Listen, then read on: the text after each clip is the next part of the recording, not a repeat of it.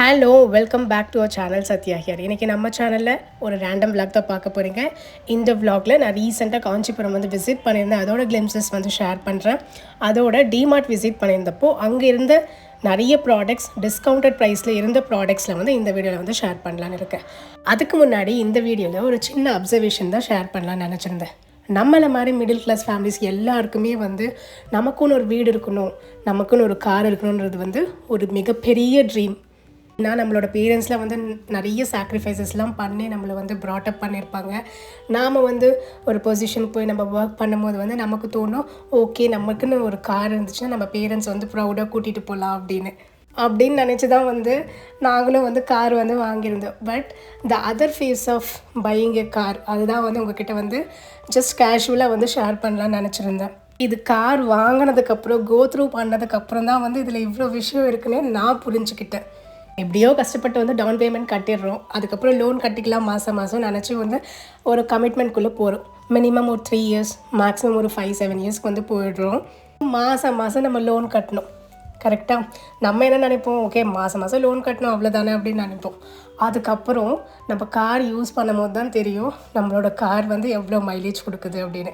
அது வந்து எக்கனாமிக்கில் ஓட்டும் போது ஒரு மைலேஜ் கொடுக்கும், ஊர் உள்ள ஒரு மைலேஜ் கொடுக்கும், ஹைவேயில் ஒரு மைலேஜ் கொடுக்கும், ஏசி போடும்போது ஒரு மைலேஜ் கொடுக்கும், டிராஃபிக்கில் போகும்போது இன்னும் மோசமாக இருக்கும். ஸோ இதெல்லாம் வந்து பை ஆவரேஜ் வந்து அதோடய மைலேஜ் வந்து கம்மியாக இருக்கும். ஸோ பெட்ரோல் சார்ஜஸ் வந்து எங்கேயோ போயிடும்.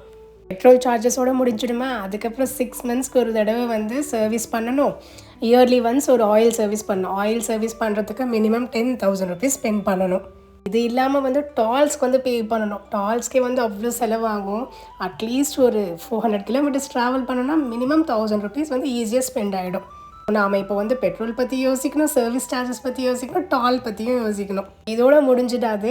லேட்டாக தான் நம்ம ரியலைஸ் பண்ணுவோம் இன்சூரன்ஸ்னு ஒரு ஃபேக்டர். கார் வாங்கும் போதே வந்து இன்சூரன்ஸ் பாடி டு பாடி ஒரு 3 years வரலாம் கொடுத்துடுவாங்க. 3 years கழித்து வந்து அதுக்கப்புறம் எக்ஸ்ட்ராவாக நம்மளுக்கு வந்து ஒரு ஆட் ஆன் இருக்கும், நம்ம வந்து இன்சூரன்ஸ் போடணும் அப்படின்னு. தேர்ட் பார்ட்டி இன்சூரன்ஸ்னால் வந்து உங்களுக்கு நாமினல் ப்ரைஸில் கிடைச்சிடும். பட் பாடி டு பாடி வந்து நம்ம ப்ரிஃபர் பண்ணுவோம் இல்லையா, ஏன்னா நமக்கு தான் பயம் ஜாஸ்தி இல்லையா. So body to body insurance போகும்போது வந்து அட்லீஸ்ட் ஒரு 15,000 இயர்லி ஒன்ஸ் வந்து ஸ்பெண்ட் பண்ணுற மாதிரி இருக்கும். 3 years ஆனதுக்கப்புறம் ஒவ்வொரு டயராக வந்து ப்ராப்ளம் கொடுக்கும். ஸோ டயரெல்லாம் மாற்ற வேண்டிய ஒரு கண்டிஷனுக்கு வரும். ஒரு டயர் மாற்றணுன்னா மினிமம் ஒரு 10,000 rupees இருக்கணும் வித் சர்வீஸ் சார்ஜ். இது இல்லாமல் நடுவில் எந்த இஷ்யூ வந்தாலும் வந்து இன்சூரன்ஸ் கிளைம் பண்ணணும்னு நினச்சாலுமே வந்து அதுக்கு நம்ம சைட்லேருந்து கொஞ்சம் ஸ்பெண்ட் பண்ண வேண்டியதாக இருக்கும். இந்த வாட்டி ட்ராவல் பண்ணும்போது இதுதான் வந்து என் ஹஸ்பண்ட் கிட்ட வந்து நான் ரொம்ப டீப்பாக வந்து டிஸ்கஸ் பண்ணிட்டு இருந்தேன். இப்போல்லாம் கார் எடுக்கணுன்னாவே பயமாக இருக்குது. Okay, getting back to the video. ஒரு வீக்கெண்ட் வந்து காஞ்சிபுரம் போயிருந்தோம். என் ஹஸ்பண்டுக்கு வந்து அங்கே கொஞ்சம் ஒர்க் இருந்தது.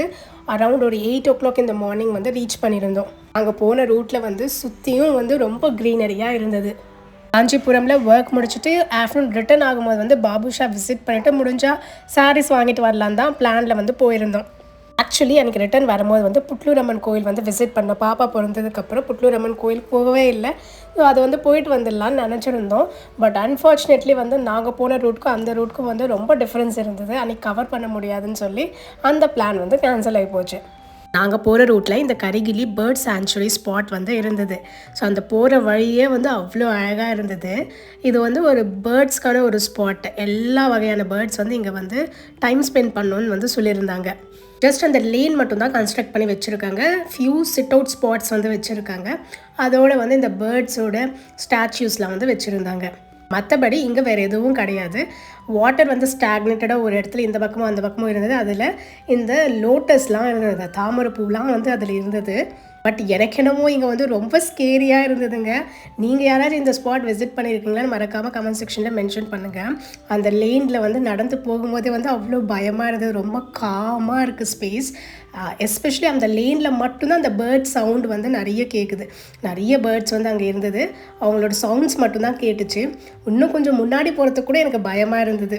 ஏன்னா யாருமே இல்லையா, பாப்பாவும் வந்து காரில் தூங்கிட்டு இருக்கா, என் ஹஸ்பண்டும் வந்து காரில் தான் இருந்தாங்க. நீ போய் பார்த்துட்டு வான்னு என்னை அனுப்பிச்சிருந்தாங்க. பாதி தூரம் தான் போயிருந்தேன். நடமாட்டம் இல்லாத ஏரியா எதுக்கு அப்படின்னு சொல்லி வந்து ஓடி வந்துட்டேன் நான். பட் பார்க்க வந்து ரொம்பவே அழகாக இருந்தது. ரொம்ப க்ரீனரியாக ஒரு ஃபாரஸ்ட்குள்ளே இருந்த மாதிரி ஒரு ஃபீல் வந்து கொடுத்தது. இதுக்கு சுற்றியும் வந்து நிறைய கார்டன்ஸ்லாம் இருந்ததுங்க. இந்த சன்ஃப்ளவர் தோட்டம், மாங்காய் தோட்டம் இதெல்லாம் வந்து அங்கே நிறைய அவைலபிளாக இருந்தது. நாங்கள் போகிற அன்றைக்கி தைப்பூசம் வேறையா. ஸோ ரிட்டர்ன் வரும்போது வந்து அங்கங்கங்கே ப்ரொசிஷன் வந்து நடந்துகிட்டு இருந்தது முருகருக்கு. ஒரு இடத்துல வந்து நின்று இருந்தோம். அங்கே வந்து பிரசாதம் வந்து கொடுத்துருந்தாங்க. ஸோ ஆஃப்டர்நூன் லஞ்ச் வந்து இந்த பிரசாதத்திலேயே முடிச்சிட்டோம். எல்லா முருகர் கோயிலையும் வந்து நல்ல விசேஷமாக இருந்தது. அப்படியே ஒரு சின்ன திருவிழா நடந்த மாதிரியே இருந்தது. பாப்பா இந்த தண்ணி பார்த்தோன்னே வந்து ரொம்ப எக்ஸைட் ஆகிட்டா. அவளுக்கு வந்து இந்த பீச் போனது ஞாபகம் வந்த மாதிரி இருக்குது. தண்ணிக்குள்ளே போகிறேன்னு வந்து சொல்லிட்டு இருந்தா. எனக்கு சாரீஸ் வாங்குகிற எந்த ஐடியாவும் கிடையாது. பட் இவ்வளோ தூரம் வந்தோம் இல்லையா, சரி வந்து ஒரு வாட்டி விசிட் பண்ணுவோம், ஏதாச்சும் பிடிச்சா வந்து வாங்கிக்கலாம் அப்படின்னு வந்து இந்த தடவை பாபு ஷாப் போகலான்னு வந்து பிளான் பண்ணியிருந்தோம். ஸோ முன்னாடியே வந்து பார்க்கிங்க்கு விட்டு அதுக்கு ஆப்போசிட்டில் வந்து பாபுஷா அப்படின்னு ஒரு போர்டு வந்து போட்டிருப்பாங்க. நீங்கள் போகிற வழியெல்லாம் நிறைய இந்த ஆட்டோக்காரங்களாம் வந்து நாங்கள் கூட்டிகிட்டு போகிறோம், பாபுஷாவோட மேனுஃபேக்சரிங் யூனிட் கூட்டிகிட்டு போகிறோம் அப்படி இப்படின்னு சொல்லுவாங்க. அதெல்லாம் எதுவும் கேட்டுக்காதீங்க. கூகுள் மேப்ஸில் பாபுஷான்னு போடுங்க, அந்த டைரெக்ஷனை ஃபாலோ பண்ணிவிட்டு போயிட்டே இருங்க. என்னோட கல்யாணத்துக்கு வந்து பாபுஷாவில் தான் வந்து நாங்கள் சாரீஸ்லாம் பர்ச்சேஸ் பண்ணியிருந்தோம். இந்த தடவை இது உள்ளே போகும்போது வந்து அங்கேயே ஒரு போர்டு வந்து வச்சுருந்தாங்க. இந்த கடையை வந்து இன்னொரு இடத்துக்கு வந்து மாற்றுறதா வந்து மென்ஷன் பண்ணியிருந்தாங்க. நான் வந்து பெருசாக சாரீஸ் வாங்குகிற ஐடியாவில் கிடையாது. பட் ஏதாவது பட்ஜெட் ஃப்ரெண்ட்லியாக ஏதாச்சும் இருந்துச்சுன்னா 1-2 வாங்கிக்கலாம் தான் வந்து போயிருந்தேன். இல்லை என்டர் ஆகிறதுக்கு கூட ஸ்பேஸ் இல்லாமல் இருந்தது. எல்லாமே க்ரௌடடாக இருந்தது. சாரீஸ் காட்ட கூட அங்கே ஆள் இல்லை.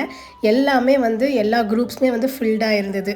நாங்களும் ஆல்மோஸ்ட் ஒரு 40 மினிட்ஸ் கிட்ட வந்து வெயிட் பண்ணி பார்க்குறோம், எல்லாத்தையும் சுற்றி பார்க்குறோம். பட் எதுவும் வந்து செட் ஆகிற மாதிரி தெரியல. மற்றவங்க வந்து சாரீஸ் பார்த்துட்டு இருந்தாங்க. அதில் இந்த வைரூசி பேட்டர்ன்ஸில் வந்து சாரீஸ் சூப்பராக இருந்துச்சுங்க. நிறைய கலர் ரேஞ்சஸ் வந்து அவைலபிள் இருந்தது. இந்த பச்சை கலர் சாரீ வந்து எனக்கு ரொம்பவே பிடிச்சிருந்தது. இதோட ப்ரைஸ் ரேஞ்சஸ்லாம் வந்து 13,000 போல் இருந்தது. இன்னும் இதுக்கு வேலைக்கு ஆகாது அப்படின்னு சொல்லி நாங்கள் அங்கேருந்து வந்து கிளம்பிட்டோம். டிமார்ட் வந்து போயிருந்தோன்னு சொல்லியிருந்தோம் இல்லையா, முதல்ல வந்து இந்த ஸ்டேஷ்னரி செக்ஷனுக்கு தான் போயிருந்தோம். எத்தனை பேருக்கு இந்த ஸ்டேஷ்னரி செக்ஷனை பிடிக்கும்னு மறக்காமல் கமெண்ட் செக்ஷனில் மென்ஷன் பண்ணுங்கள். நான் எந்த கடைக்கு போனாலும் DMart, Reliance mart, wherever it is, அந்த ஸ்டேஷ்னரி செக்ஷன் இருந்துச்சுன்னா வந்து முதல்ல அங்கே தான் போவேன். நான் யூஸ் பண்ணுறனோ இல்லையோ எல்லாத்தையும் எடுத்து நான் பார்ப்பேன். இந்த புக்ஸ்லாம் வந்து சூப்பராக இருந்துச்சு டிமார்ட்டில். அதுவும் வந்து நல்ல ரீசனபிள் ப்ரைஸில் வந்து கிடச்சிது. நானும் இந்த புக் வந்து வாங்கிக்கிறேன்னு என் ஹஸ்பண்ட் கிட்ட சொல்லும் போது, ஏற்கனவே இந்த மாதிரி 3-4 புக்கு வாங்கிட்டு வந்து சும்மா தான் வச்சுருக்கேன், எதுவும் வேணாம் அப்படின்னு வந்து சொல்லிட்டாரு. சரின்னு வந்து அதுக்கு ஆப்போசிட்டில் இருக்க இந்த ஆக்சசரி செக்ஷன் வந்து போயிருந்தேன். முன்னாடி விட இப்போல்லாம் வந்து இந்த ஆக்சசரி செக்ஷனில் வந்து கலெக்ஷன்ஸ் வந்து பயங்கரமாக இருக்குங்க. எல்லாமே வந்து நல்ல குவாலிட்டி ஹேர் பன்ஸ், அதுவும் வந்து அஃபோர்டபுள் ப்ரைஸ் ரேஞ்சஸில் வந்து இருந்தது. அதுக்கப்புறம் இந்த யூட்டன்சில் செக்ஷன் தான் வந்து போயிருந்தேன். நான் இந்த சாமான்லாம் நிறைய வாங்கக்கூடிய ஆள் கிடையாதுங்க. பட் இதெல்லாம் வந்து பார்க்குறதுக்கு ரொம்ப அழகாக இருந்தது. எஸ்பெஷலி இந்த கோல்டு கோட்டிங் இருக்கக்கூடிய இந்த செட் வந்து ரொம்ப நாளாக எனக்கு வாங்கிக்கணும்னு ஆசை தான். பட் இன்னுமே வந்து நான் அதை பர்ச்சேஸ் பண்ண கிடையாது. நானும் போகிறப்பெல்லாம் மறக்காமல் விசிட் பண்ணுவேன் இந்த செக்ஷனில். இன்னும் கொஞ்சம் ப்ரைஸ் வந்து கம்மியாக இருக்கா அப்படின்னு. பட் அது வந்து அதே ரேஞ்சில் தான் இருக்குது. எனக்கு என்ன, நான் வந்து நிறைய சாமான் சும்மா வாங்கி வந்து வீட்டில் டம்ப் பண்ணக்கூடாதுன்னு ஒரு தாட் ப்ராசஸ் தான். ஏன்னா இந்த வீடு மாற்றுறப்போ எவ்வளோ சாமான் வந்து வாங்கி அன்யூஸ்டாக வச்சு அதெல்லாம் வந்து டிஸ்போஸ் பண்ண வேண்டியதாக இருந்தது. ஸோ அந்த மாதிரிலாம் மறுபடியும் ஆகிடக்கூடாதுன்னு சொல்லி எனக்கு பிடிச்சிருந்தாலும் வந்து நிறைய திங்ஸ் வந்து நான் வாங்காமல் தான் வந்துட்டேன்.